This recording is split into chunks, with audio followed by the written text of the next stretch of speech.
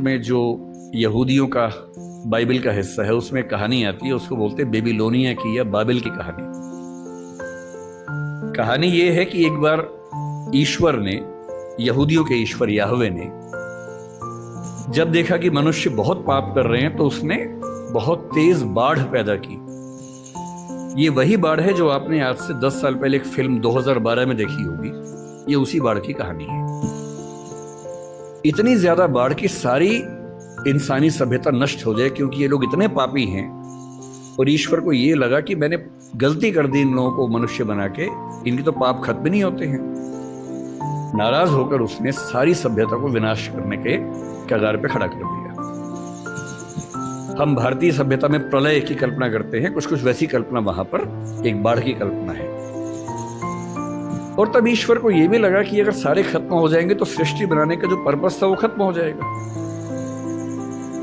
तो ईश्वर ने अपने एक नबी को भेजा जिनका नाम था नूह या नोआह। ये युवाल नोआह हरारी के बीच में भी जो नाम है नोआह, ये वही नोआह नाम है। और उनसे कहा कि तुम जाओ, जितनी भी स्पीशीज है उन सब की एक एक पेयर को बचा लो ताकि सभ्यता को फिर से शुरू कर सके। तो नोआह ने एक जहाज का निर्माण किया, पानी के जहाज का निर्माण किया। सारी स्पीशीज के एक एक पेयर को उस पर रखा, अपने परिवार को रखा और बाढ़ से बचा लिया। और उसके बाद नई सभ्यता शुरू हुई।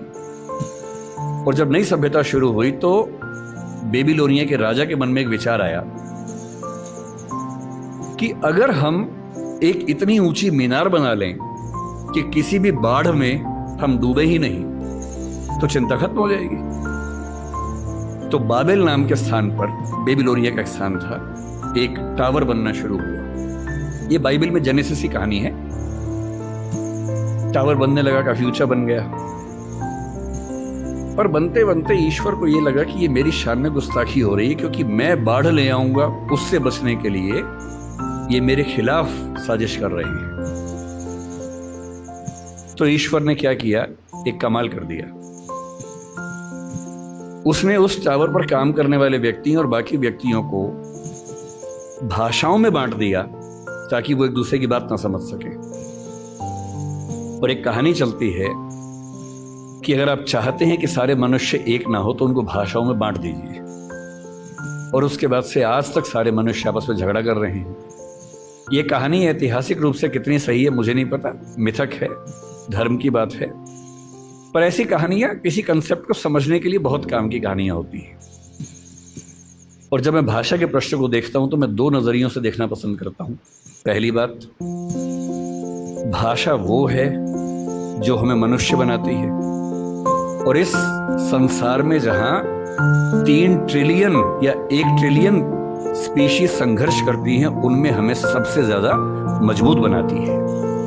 और दूसरा, भाषा वो संरचना है जो दुनिया को बांटती है। और क्योंकि बांटती है तो बहुत सारे संघर्षों को जन्म देती है। लोग कहते हैं कि धर्म बहुत ताकतवर है, जाति बहुत ताकतवर है। मेरी नजरिए में भाषा सबसे ताकतवर है।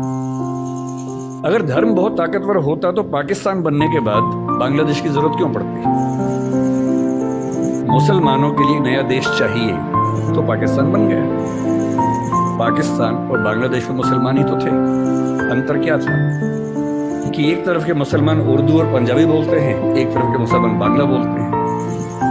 बांग्ला भाषी मुसलमान उर्दू भाषी मुसलमान के साथ एक नहीं हो पाएगा, इसलिए उसको नए देश की जरूरत है। और बांग्लादेश इसलिए बना।